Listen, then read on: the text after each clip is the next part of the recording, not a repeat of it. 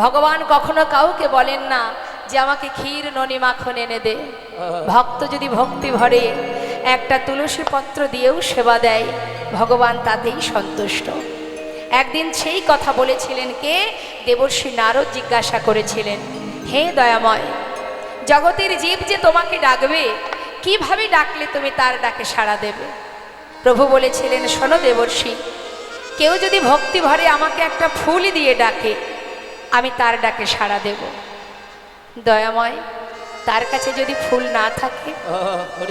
ভগবান বললেন, কোনো দুঃখ নেই, কেউ যদি একটা তুলসী পত্র দিয়েও আমাকে ডাকে, আমি তার ডাকে সাড়া দেব। আচ্ছা প্রভু, সেই ভক্তের কাছে যদি তুলসী পাতাও না থাকে?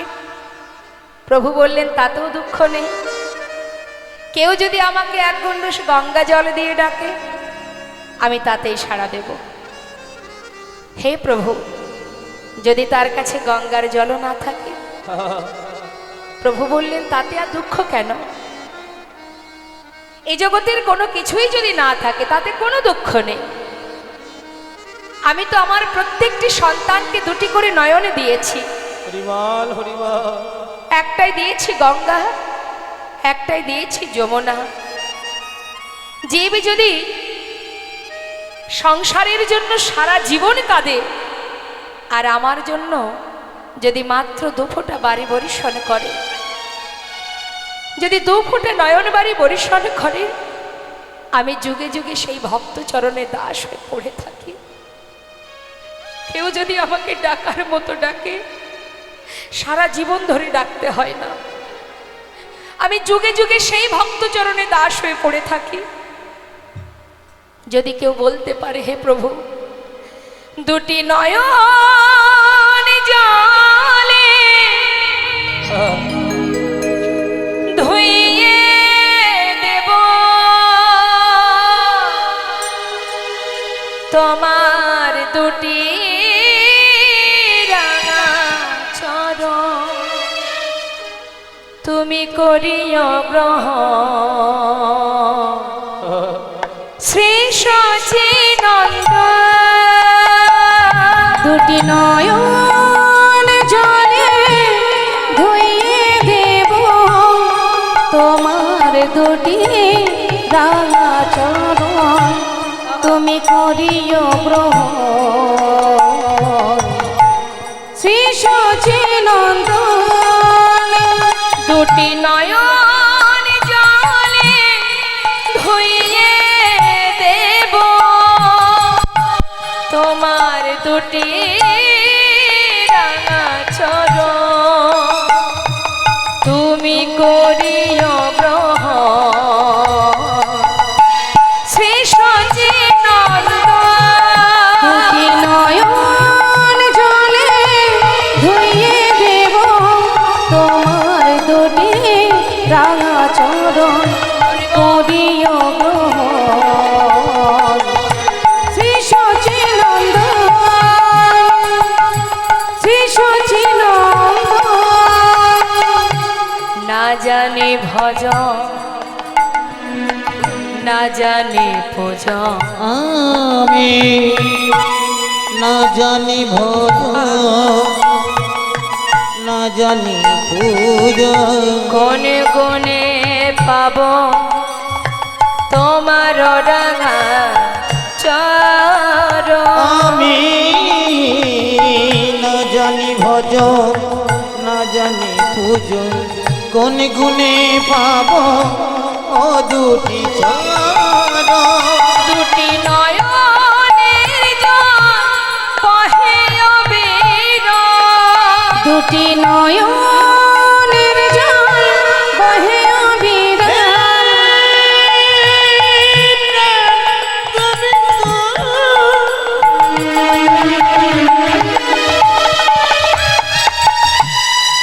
তুমি একবার কৃপা করো,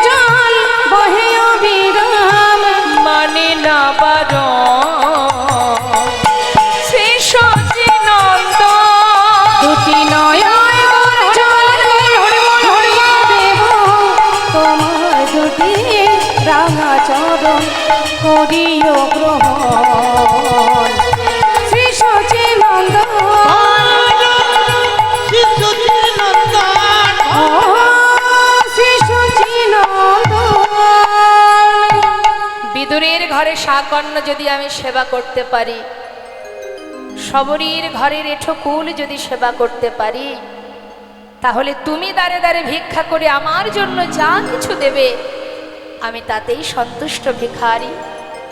এই ধন ঐশ্বর্য সঙ্গে করে নিয়ে যেতে হবে না, এগুলো ফেলে দাও। আহা, সত্য কথা মা। হস্তিনাপুরে ভগবান কৃষ্ণ যখন যায়, দুর্যোধন বলেছিল, সখা আমি তোমায় রাজভোগ খাওয়াবো। ভগবান বলেছিলেন, খেতেই যদি হয় তাহলে আমি বিদুরের ঘরে শাকন্ন সেবা করব। বিদুরের স্ত্রী একটি কলার খোসা সেবা দিয়েছিলেন, শ্বাস ফেলে দিয়ে কলার খোসা, ভগবান সেটাই সেবা করেছিলেন, কারণ তাতে ছিল শুদ্ধ প্রেম। চোখের জলে বুক ভাসিয়ে কাঁদছে, আজ আমার ঘরে ভগবান এসেছে, কি খাওয়াবো? মনের আনন্দে একটি কলা সেবা দিতে গিয়ে ভুল করে শ্বাস ফেলে খোসাটা দিয়েছিলেন। ভগবান সেই খোসাটাই সেবা করছে আর ভক্তের দিকে তাকিয়ে আছে। শুধু তাই নয় মা, রাম অবতারে সবরী যে সকলের অবহেলিতা ছিলেন, ঘৃণার পাত্রী ছিলেন, সেই সবরী দীর্ঘদিন ধরে জঙ্গলের মধ্যে রামের আশাপথে নয়নে দিয়ে রামকে কি খাওয়াবে সেই চিন্তা করে জঙ্গল থেকে কুল পেড়ে আগে নিজে খেয়ে দেখতো কুল টক না মিষ্টি। যেটা এঁঠো কুল দেখা যাচ্ছে সেটা মিষ্টি, অর্ধেকটা খেয়েছে আর অর্ধেকটা গুছিয়ে রেখেছে। কেন? রাম আসলে রামকে দেব। ভক্তি যদি থাকে, শুদ্ধ প্রেম যদি থাকে, তুমি যেভাবে সেবা দাও না কেন তাতেই ভগবান সন্তুষ্ট। সে তো আর কিছু চাই না। ভক্তি ভরে যদি তুমি ভালোবাসতে পারো, আর কিছু সে চায় না। তার একটা প্রমাণ আপনাদের দেব। বেশি দূর নয়, বর্ধমান জেলায়, যেটা আজও বর্তমান, আপনারা দর্শন করে আসবেন, শ্রীখণ্ড নিবাসী মুকুন্দ দাস এবং তার ছোট্ট পুত্র 12 বছরের ছেলে, যার নাম রঘুনন্দন। ঘরে আছে গোপীনাথ সেবা। মুকুন্দ দাস একটু কবিরাজি করতেন, তা এত ভালো কবিরাজি জানতেন তিনি, কোনো ব্যক্তি অসুস্থ হলেই তার ডাক পড়তো। এখন গ্রামে একজন অসুস্থ হওয়ার কারণে মুকুন্দ দাসের ডাক পড়েছে।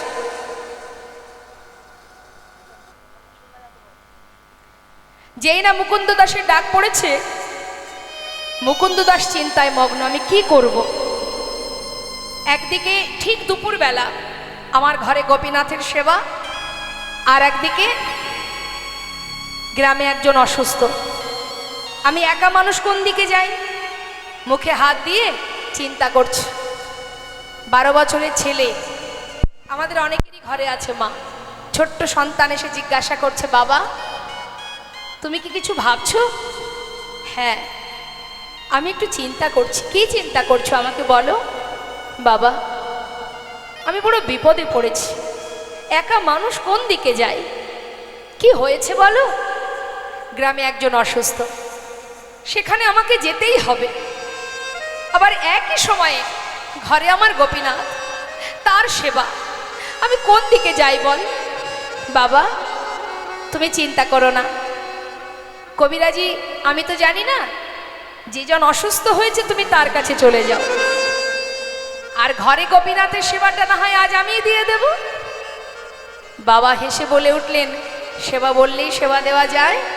সেবার অনেক নিয়ম আছে, মন্ত্র জানতে হয়, তুমি তো কিছু জানো না। ছোট ছেলে বললেন, বাবা আমি তোমার মতো না হয় মন্ত্রতন্ত্র জানি না, আমি যদি ওকে ভালোবেসে খাওয়াই, ও কি খাবে না? মুকুন্দ দাস কথাটা শুনে ভাবলেন, সত্যি তো তাই, সবার ঊর্ধ্বে তো ভক্তি। যেখানে ভক্তি আছে সেখানে মন্ত্রের কি বা প্রয়োজন? বৃন্দাবনের আলাভোলা গোয়ালিনী যারা, তারা তো মন্ত্র দিয়ে গোবিন্দকে ভালোবাসতেন না, তারা নিজেদের হৃদয় দিয়ে ভালোবাসতেন। তা আমার পুত্র যদি ভক্তি ভরে ওকে খাওয়ায়, এর জন্য তো মন্ত্রের দরকার নেই। ঠিকই বলেছিস। হ্যাঁ রে বাবা, যাক শোন, রান্নাঘরে সব কিছু গোছানো, রান্না হয়নি, তুই একটু রান্না করে সেবা দিয়ে দিস। ঠিক আছে বাবা, তুমি চিন্তা করো না, তুমি চলে যাও। মুকুন্দ দাস যাবার সময় বলে গেলেন, হ্যাঁ রে রঘুনন্দন, আমার জন্য প্রসাদ রাখবি, আমি কিন্তু এসে প্রসাদ পাবো। চলে গেল মুকুন্দ দাস, আর ছোট্ট ছেলে রঘুনন্দন রন্ধনশালায় গিয়ে দেখছে মা যে রান্না হয়নি। জীবনে কোনোদিন সে রান্না করেনি, আজকে বাবাকে কথা দিয়েছে গোপীনাথকে খাওয়াবে, তাই আজ নিজে দায়িত্ব করে রান্না করতে এসেছে। কিন্তু রান্নার নিয়ম জানে না, যা কিছু ব্যঞ্জন ছিল এক পাত্রে ঢেলে দিয়ে কোনো রকমে রান্না বসিয়েছে। কোনো রকম সিদ্ধ হয়েছে, এক পাত্রে ঢেলে নিয়ে থালাটি হাতে করে নিয়ে গুটি গুটি পায়ে মন্দিরে ঢুকেছে। নিতাই গৌর হরি বল। আবার মুখে বলছে, ও গোপীনাথ, আজ কিন্তু বাবা ঘরে নেই, তোমার জন্য আমি রান্না করেছি, জানি না কেমন হয়েছে, যেমনই হোক আজকে একটু কষ্ট করে খেয়ে নেবে, কেমন? একা একা বকছে আর গুটি গুটি পায়ে যাচ্ছে। মন্দিরের ভিতরে গিয়ে পাতা আসনে সম্মুখে থালাটি রেখেছে, রেখে এবার ডাকছে, গোপীনাথ, ও গোপীনাথ, শিগগিরই এসো, জানো আজ আমি রান্না করেছি তোমার জন্য, কোনোদিন করিনি গো, আজই প্রথম, জানি না নিশ্চয়ই ভালো হবে না, তুমি একটু কষ্ট করে খেয়ে নাও, কেমন? বাবা কাল এসে ভালো করে রান্না করে খাও। সে কিন্তু জানে না যে এটা পাথরের বিগ্রহ। সে জানে আমি যেমন বাবার সন্তান, ও আমার বাবার সন্তান। দায়িত্ব নিয়েছে যখন, বারবার ডাকছে, আসছে না। মনে মনে চিন্তা করছে কি ব্যাপার, আসছে না কেন? এত করে ডাকছি, বাবা ঘরে নেই বলে আসবে না? তা তো হবে না। শোনো গোপীনাথ, আমি অনেক কষ্ট করে রান্না করেছি, এসো না, একবার এসে খেয়ে নাও, শিগগিরই এসো। তাও আসছে না। চিন্তা করছে কি হলো, তবে কি আমার কোনো ভুল হয়ে গেল? চারিদিকে দেখছে, ঘুরে ঘুরে দেখতে দেখতে হঠাৎ চোখে পড়ে গেল কি দরজা খোলা আছে। ও বুঝেছি বুঝেছি, বাবা যখন তোমাকে খেতে দেয় দরজা বন্ধ করে খেতে দেয়। দাঁড়াও দাঁড়াও, দরজাটা বন্ধ করে আসি। আবার দরজাটা বন্ধ করে দিল। গোপীনাথ, এবার তো এসো, তাও আসছে না। আপনারা তো ভগবানের সেবা দেন, আসে ভগবান? আসে না। কেন বলুন তো? আমরা তাকে চিত্রপট ভেবে ভালোবাসি, চিত্রপট বিগ্রহ এই ভেবেই সেবা দিই, নিজের জন ভেবে তো সেবা দিই না। আজ বারবার ডাকা সত্ত্বেও আসছে না। কিন্তু ছেলে কি করলেন? রেগে গেলেন। কি ভাবছো তুমি, আসবে না? আমি এত করে ডাকছি, তুমি আসবে না? আমার কি কষ্ট হয় না? কখন থেকে ডাকছি, তুমি শুনতে পাচ্ছ না? শোনো গোপীনাথ, ভালো করে শুনে নাও। আমি যখন না খাই, আমার বাবা আমাকে লাঠি দিয়ে মেরে মেরে খাওয়ায়। তুমি যদি ভালো চাও চলে এসো, তা না হলে, এই কথাটা বলে ছুটে গিয়ে মন্দির থেকে বাইরে বেরিয়ে একটা লাঠি জোগাড় করে নিয়ে ঠাকুরের সম্মুখে ধরলেন। গোপীনাথ, যদি ভালো চাও চলে এসো, আর তা না হলে আমার হাতে কি দেখতে পাচ্ছ, এই লাঠি দিয়ে না আমি তোমাকে মেরে মেরে নিয়ে আসবো। প্রভু আর দূরে থাকতে পারছে না।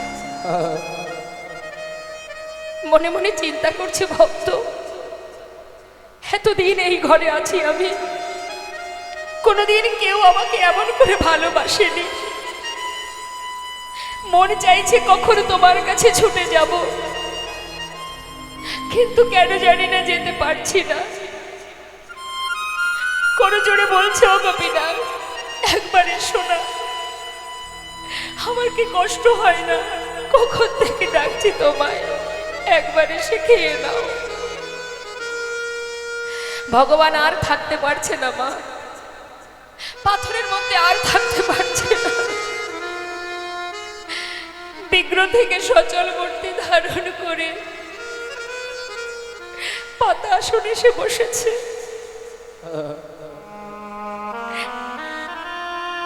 জিজ্ঞাসা করছে, কে করেছে? আমি রান্না করেছি।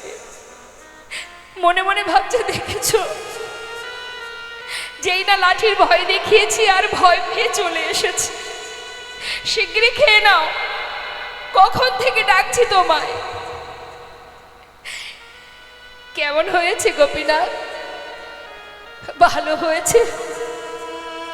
ভালো হয়নি বলো? আমি তো কোনোদিন রান্না করিনি। ভগবান চোখের জলে বুক ভাসিয়ে কাঁদছে আর বলছে, ভক্ত কি করে বোঝাবো তোমায় যে আমার কাছে অমৃত।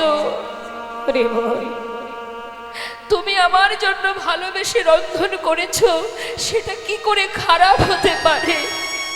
আমি তোমায় বলে বোঝাতে পারবো না। খুব সুস্বাদু, খুব সুন্দর হয়েছে, খেয়ে নাও। ভগবান বহুদিন পর ভক্তের হাতে রান্না পেয়ে আর কারোর কথা মনে নেই, মনের সুখে সেবা করে যাচ্ছে। আর রঘুনন্দন পাশে দাঁড়িয়ে আছে। হঠাৎ রঘুনন্দন তার পাত্রের দিকে চেয়ে দেখছে যে আর নেই। অবশেষে অল্প একটু ছিল, সেটাকে হাতে করে নিয়ে যেই না বদনে দিতে যাবে, এমন সময় ছুটে গিয়ে হাতটা চেপে ধরেছে রঘুনন্দন। গোপীনাথ, ওঠো, আর খাবে না, ওঠো বলছি, এক্ষুনি উঠে যাও। এ কি, তুমি তো ডেকে ডেকে আমাকে নিয়ে এলে, আবার আমাকে তাড়িয়ে দিচ্ছ? দেব না। তোমাকে আমি ডেকেছি বটে, তাই বলে তুমি সবটুকু খাবে? তুমি জানো না আমি যা কিছু রান্না করেছি সবই তো তোমায় দিয়েছি। এখনো আমি খাইনি, আমার বাবা খাইনি, আমাদের জন্য একটু রাখবে না? পুরোটাই তুমি খেয়ে নেবে। প্রভু বলে উঠলেন, দেখো জানো রঘুনন্দন, এতদিন পর না তোমার হাতে রান্না পেয়ে আজ আর আমার কারোর কথা মনে ছিল না। ঠিক আছে, আমার হাতে যেটুকু আছে এটুকু আমি তোমার জন্য রেখে গেলাম। বেশি তো ছিল না মা, যেটুকু ছিল নিজে সেবা করে সুন্দর করে থালাটি ধুয়ে তুলে রেখেছে। যথাসময়ে মুকুন্দ দাস ঘরে ফিরেছে, গ্রামের কাজ সেরে ঘরে ফিরেছে। জিজ্ঞাসা করছে, রঘুনন্দন বলো বাবা, কিরে ঠিকঠাক সেবাটা দিয়েছিস তো? হ্যাঁ বাবা, তোমার চিন্তা নেই। আচ্ছা, আমার বড় কাজটা তুই করে দিয়েছিস, এবার আমাকে একটু প্রসাদ দে তো, খুব খিদে পেয়েছে। জানো বাবা, আজ আর প্রসাদ নেই। প্রসাদ নেই কেন? প্রসাদ কি হলো? কোনো ভক্ত এসেছিল নাকি ঘরে? না না, কেউ আসেনি, তোমার ওই গোপীনাথই তো সব খেয়ে নিচ্ছিল। ভাগ্যিস আমি হাতটা ধরেছিলাম, আমার জন্য একটুকু রেখেছিল, সেটা আমি খেয়ে নিয়েছি। মুকুন্দ দাস মনে মনে ভাবছে, এটা কি করে সম্ভব? প্রতিদিন তো আমি তাকে সেবা দিই, কোনোদিন তো সে সেবা করে না, আর আজ আমি ঘরে নেই, আজই খেয়ে নিল? না না, নিশ্চয়ই আমার ছেলে মিথ্যা কথা বলছে। সে নিজে খেয়ে পাথরের বিক্রির নামে দোষ দিচ্ছে। না না, এটা তো অন্যায়, এটা পাপ, এটা তো আমি মেনে নিতে পারবো না। আমার ছেলে সে ভগবানের সেবা দিয়ে নিজে সেবা করে আজ সেই বিক্রির নামে দোষ দিচ্ছে। এর উপযুক্ত সাজা আমি ওকে দেব। কি করলেন মা? সেই দিন কোনো কথা বললেন না। তার পরের দিন সকালবেলা ছেলেকে ডাকলেন, রঘুনন্দন বলো বাবা, তুই তো ভালো সেবা দিতে শিখেছিস, শোন আজও আমাকে একটু গ্রামে যেতে হবে, তাই আজ আর তোকে রান্না করতে হবে না, ঘরে নাড়ু তৈরি করা আছে, তুই একটু নাড়ু ভোগ দিয়ে দিবি, কেমন? ঠিক আছে বাবা, চিন্তা করো না। মুকুন্দ দাস কিন্তু গ্রামের কোনো কাজে যায়নি। সে কি করেছে মা? ঘর থেকে বেরিয়ে মন্দিরের পিছনে দেয়ালে কান পেতে আছে। কেন? আজ হাতে নাতে ধরবে কে সেবা করে। আর এদিকে ছোট্ট 12 বছরের ছেলে রঘুনন্দন পাত্রে নাড়ু সাজিয়ে নিয়েছে, নিয়ে মন্দিরে প্রবেশ করেছে। প্রবেশ করে ডাকছে, গোপীনাথ, ও গোপীনাথ। আজ আর কিন্তু ডাকবো না, চিনতে পারছো আমাকে? কাল এসেছিলাম, আজ কিন্তু আর ডাকতে পারবো না, শিগগির এসো, তোমার জন্য বাবা নাড়ু পাঠিয়ে দিয়েছে, তুমি নাকি নাড়ু খেতে ভালোবাসো, তাড়াতাড়ি এসো।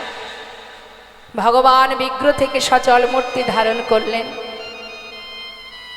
পাতা আসনে এসে বসলেন আর বললেন, ভক্ত, এই জগতে কেউ যদি আমাকে ডাকার মতো একবার ডাকে, আমি জনম জনম সেই ভক্তকে আর ভুলি না, তোমাকে ডাকতে হবে না। আমি এসেছি, এই দেখো আমি এসে গেছি, শিগগিরই খেয়ে নাও। কে করেছে নাড়ু? আমার বাবা করেছে। বাবাই করুক আর যেই করুক, আমার ভক্তের হাতের ছোঁয়া তো লেগে আছে। যেই না নাড়ুটা নিয়ে মুখে দিয়েছে মা, হঠাৎ পাশে দাঁড়িয়ে রঘুনন্দন ভাবছে কালকের মতো দাঁড়িয়ে থাকবো, আর যদি একটা একটা করে সব খেয়ে নেয়, আজ আর তা হতে দেব না। আজ গোপীনাথও খাবে, আমিও আমার ভাগেরটা খাবো। এই ভেবে যেই না পাত্র থেকে একটা নাড়ু তুলে নিয়েছে, নিয়ে নিজের বদনে দিয়েছে, অর্ধেকটা খেয়েছে। যেই না নিজের মুখে ভালো লেগেছে, অর্ধেকটা সেবা করলো। অর্ধেকটা সেবা করবার পর যখন ভালো লেগেছে, আর বাকি এঠো অর্ধেক নাড়ুটা গোপীনাথের মুখের কাছে ধরেছে। খেয়ে দেখো কত সুস্বাদু, কত স্বাদ। ভগবান চোখের জলে মুখ ভাসিয়ে কাঁদছে। ভক্ত আজ নিজের মুখের উচ্ছিষ্ট আমার বদলে দিতে তোমার দ্বিধা হচ্ছে না। এত ভালোবাসো তুমি আমাকে। ভগবানের চোখে জল দেখে রঘুনন্দন বলছে, গোপীনাথ তুমি কাঁদছো কেন? আমার এঠো নাড়ু তোমাকে দিয়েছি তাই। কি জানো তো, আমার ভালো লেগেছে তাই আমি তোমায় দিচ্ছিলাম, আর দেব না, তুমি কেঁদো না। ভগবান বললেন, না না, আমি সেজন্য কাঁদছি না। আচ্ছা আচ্ছা রঘুনন্দন, তুমি যদি আমাকে খাওয়াতে পারো, তবে কি আমি তোমাকে খাওয়াতে পারি? বেশ তো, তাহলে তুমি আমাকে খাইয়ে দাও, আমি তোমাকে খাইয়ে দিই। ভগবান তার প্রসাদী নাড়ু দিচ্ছে ভক্তের বদনে, আর ভক্ত তার এঠো নাড়ু দিচ্ছে ভগবানের বদনে। ভক্ত ভগবানের মধুর মিলন, মধুর প্রেমে, মধুর দেখবার জন্য মন্দিরের পিছনে মুকুন্দ দাস চিৎকার করে বলে উঠলেন, কে? আমার সন্তান ছাড়া আরো কারোর কণ্ঠ শোনা যায়। ছুটে এসে মুষ্টাক হাতে দরজা খুলেছে। খোলা মাত্রই দেখছে কি, ভগবানের হাতে অর্ধনাড়ু। তার আগেই তিনি বিগ্রেগে মিলিত হলেন, আর মুকুন্দ দাস দেখতে পেল না। যেই না হাতে অর্ধনাড়ু দেখেছে, ছুটে গিয়ে নিজের সন্তানকে বুকে জড়িয়ে ধরেছে। জড়িয়ে ধরে বলছে, ওরে রঘুনন্দন, আমি এতদিনই যাকে বিগ্রহ রূপে সেবা করেছি, আমি সেই জন্য তাকে দেখতে পাইনি। আর তুই যে নিজের জন ভেবে ভালোবেসেছিলি, তাই তুই তাকে দেখতে পেয়েছিস। একবার আমার বুকের মাঝে আয়। বুকের মধ্যে জড়িয়ে ধরে কাঁদছে আর বলছে, ওরে এতদিনে যার সেবা আমি দিলাম, সেই সেবা আমার ব্যর্থ হলো। হায় আমার কাছে আয়, তোকে জড়িয়ে ধরে আমার অযোগ্য দেহ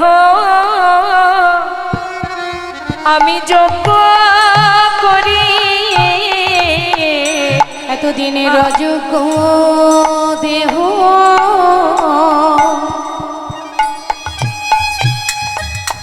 আমি যোগ্য, আমি যোগ্য করি।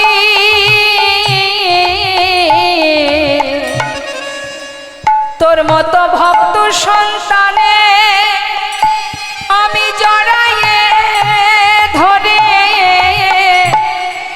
আমার অযোগ্য দেহ আমি যোগ্য করি। তোর মতো ভক্ত সন্তানে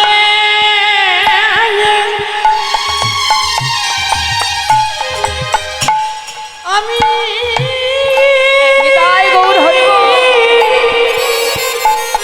আমি জড়াইয়ে ধরি আমার মানব জন আমি ধন্য করি। এতদিনের অযোগ্য দেহ যোগ্য করি।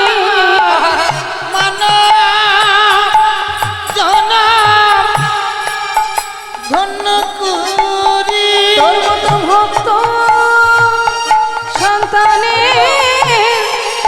জড়াইয়ে ধরে এতদিনের অযোগ্য দেহ আমি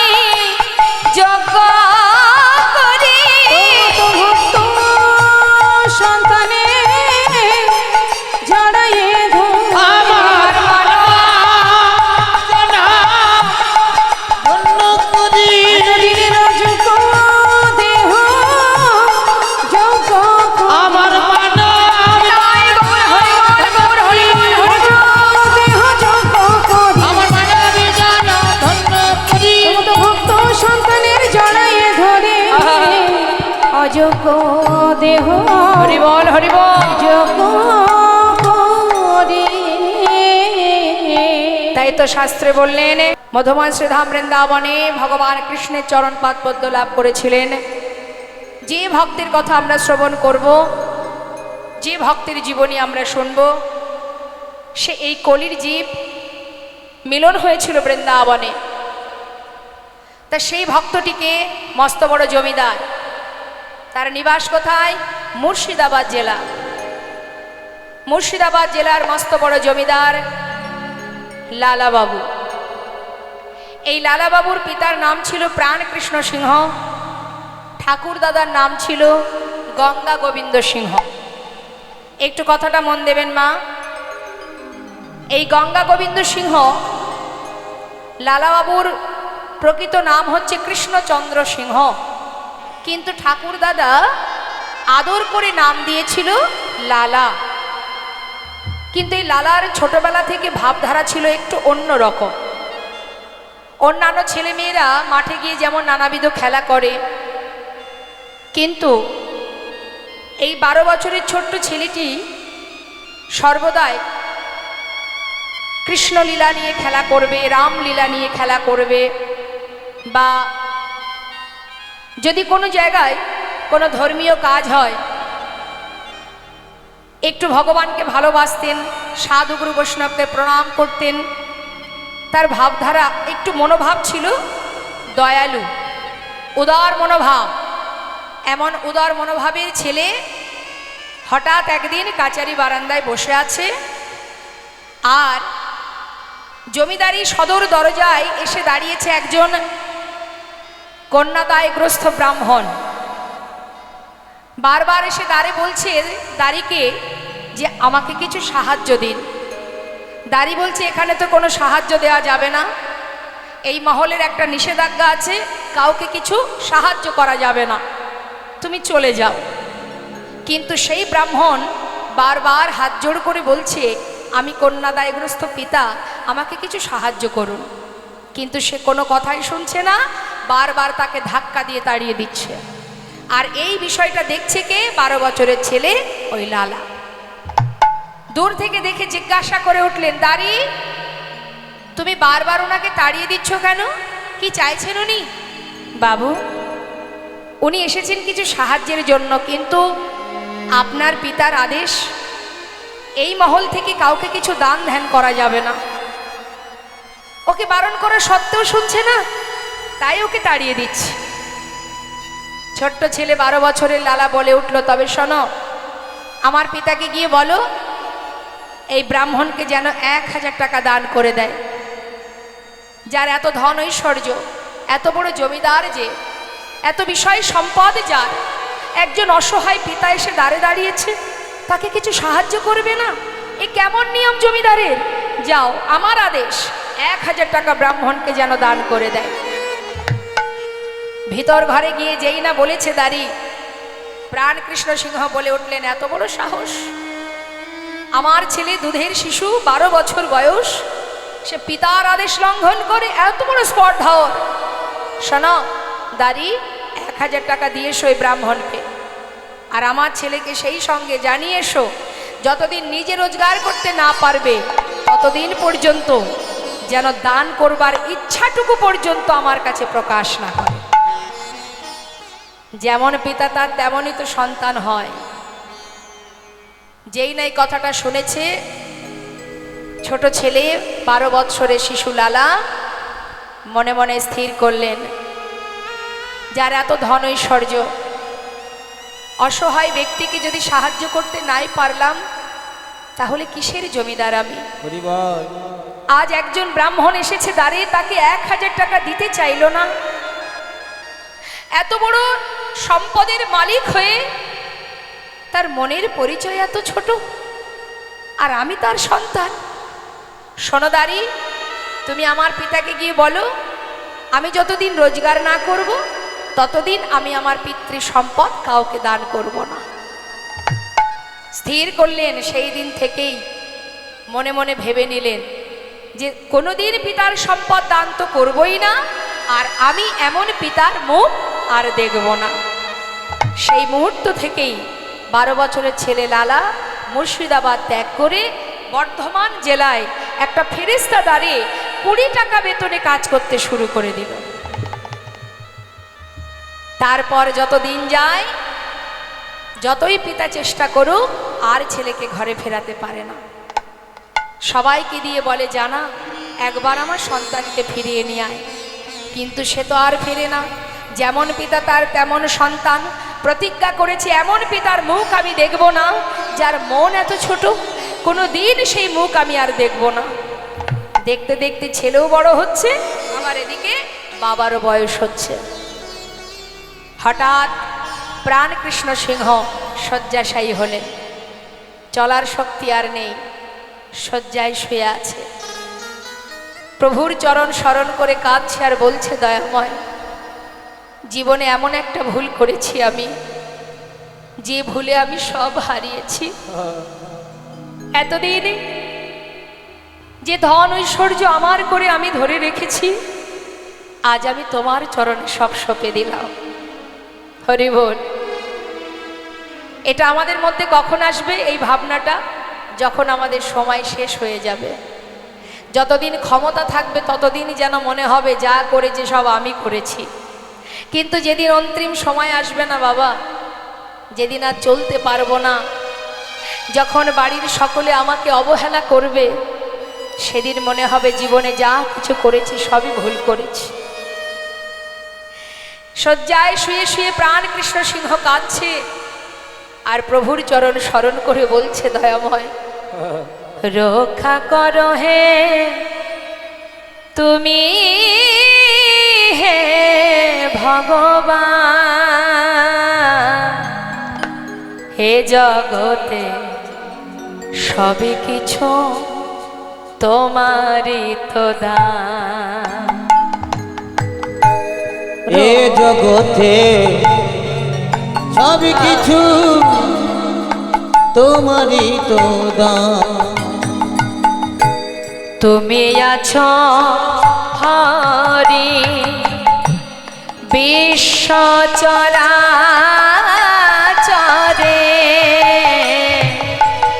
আজ তুমি আছো হরি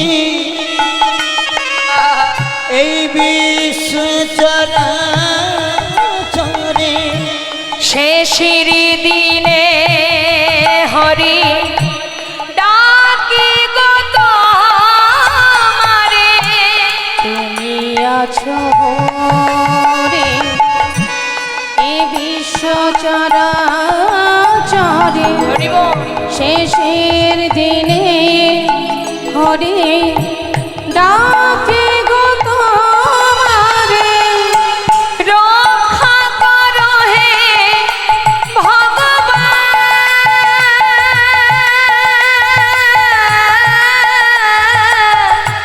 রক্ষা করো হে ভগবান। একবার রক্ষা করো হে ভগবান। একবার রক্ষা করো হে তুমি, হে ভগবান। বলো এ জগতে সব কিছু তোমারই তো দান। বলো এ জগতে সব কিছু তোমারই তো দান। প্রভুর চরণ স্মরণ করতে করতে প্রাণ পাখিটা উড়ে চলে গেল। যেই না প্রাণ পাখি উড়ে চলে গেল, সমস্ত এলাকাবাসী বর্ধমান জেলায় গিয়ে লালাকে বললেন, বাবু আপনি এবার ফিরে চলুন। যার প্রতি আপনার অভিমান ছিল, ক্ষোভ ছিল, সে তো চলে গেছে। এবার আপনি চলুন, না হলে জমিদারি রক্ষা হবে কি করে। সঙ্গে সঙ্গে সকলের অনুনয় বিনয় শুনে, সকলের অনুরোধে আবার লালা ফিরে এলো মুর্শিদাবাদ জেলায়। আসবার পর জমিদারি হিসাব নিকাশ বুঝে নিল।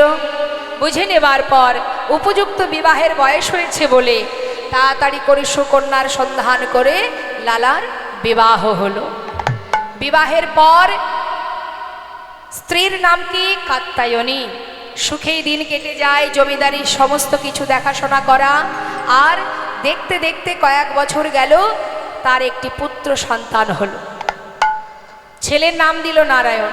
কি নাম দিল মা? ভগবানের নামে নাম দিল নারায়ণ। আর তার একটি পালিতা কন্যা, যার নাম হচ্ছে সুমতি।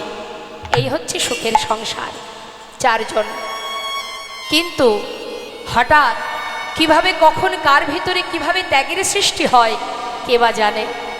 শাস্ত্রে বললেন সাধুসঙ্গ সাধুসঙ্গ সর্বশাস্ত্রে কয়, লব মাত্র সাধুসঙ্গে সর্বসিদ্ধি হয়। কিভাবে যে মানুষের পরিবর্তন হবে, কখন যে ত্যাগের সৃষ্টি হবে, কখন বৈরাগ্য আসবে, কেউ কিন্তু জানে না। লালা সুন্দরভাবে সংসার করছে, সুখের আনন্দে দিন কেটে যায়, জমিদারি রক্ষা হয়। কিন্তু হঠাৎ একদিন তার দ্বারে এসে দাঁড়ালো একজন ভিখারি। ভিখারি এসে চিৎকার করে বললেন, ভিক্ষাং দেহি। লালা স্বয়ং নিজে নেমে এলেন। নিজে নেমে এসে সে দাঁড়িয়ে জিজ্ঞাসা করলেন দরজার কাছে, ও ভিখারি, তুমি ভিক্ষা করো কেন?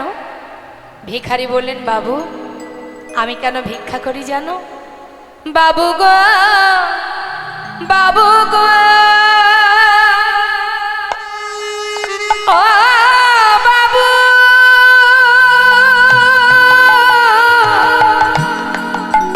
বাবু গো, বাবু, বাবু গো,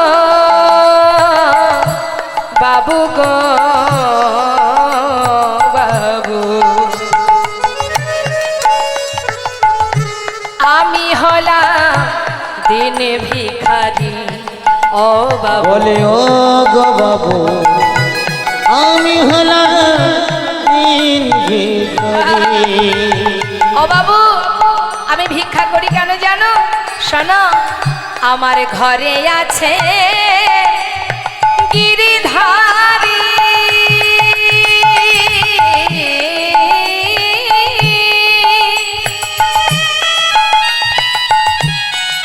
তাই দাঁড়ে দাঁড়ে আমি ভিক্ষা করি। আমার ঘরে আছে গিরিধারী, গিরিধারী।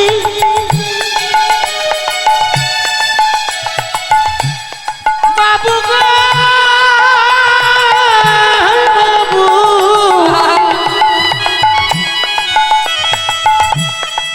বাবু গো,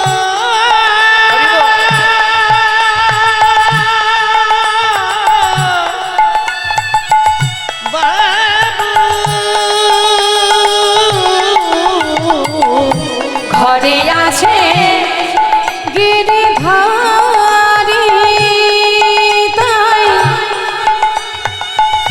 দাঁড়ে দাঁড়ে ভিক্ষা করি। তারে সেবা দিয়ে পাই গো প্রসাদ। তার সেবা দিয়ে আমি পাই গো প্রসাদ। তারে সেবা দিয়ে পাই গো প্রসাদ। বাবু, এই তো আমার রীতি। আমি হলাম দিন তাই গৌর হরে বল, গৌর হরে বল। বলে ও গো বাবু, আমি হলাম দিন ভিখারি। বলে ও গো বাবু, আমি হলাম, আমি হলাম, আমি হলাম দিন ভিখারি। হরে কৃষ্ণ।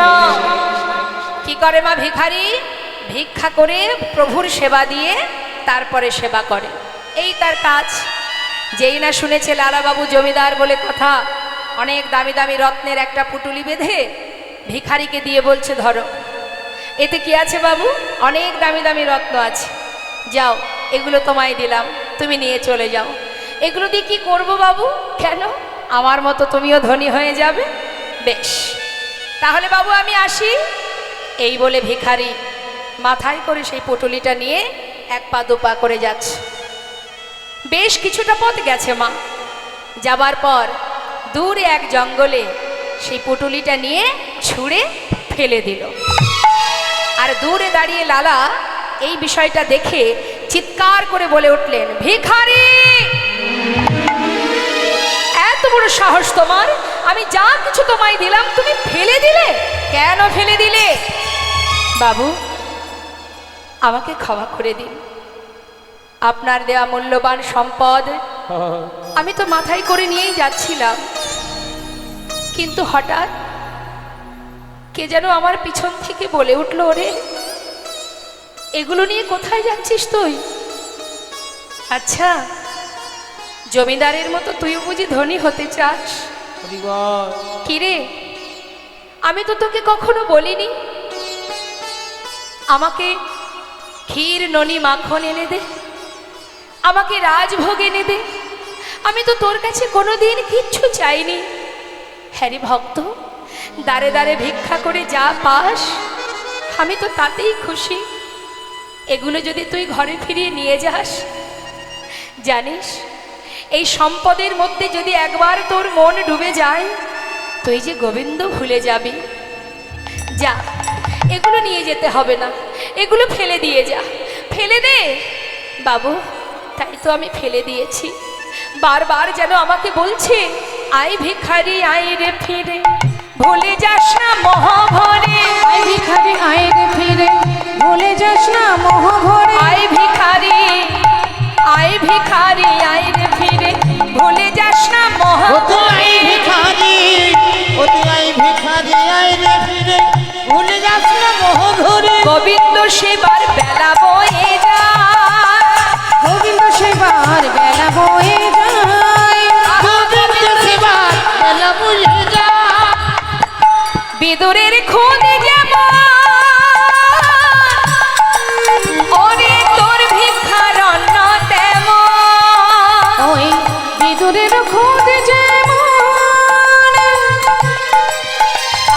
তোর ভিক্ষার অন্ন তেমন। সেবা দিতে ভুল করিস নে আমার, সেবা দিতে ভুল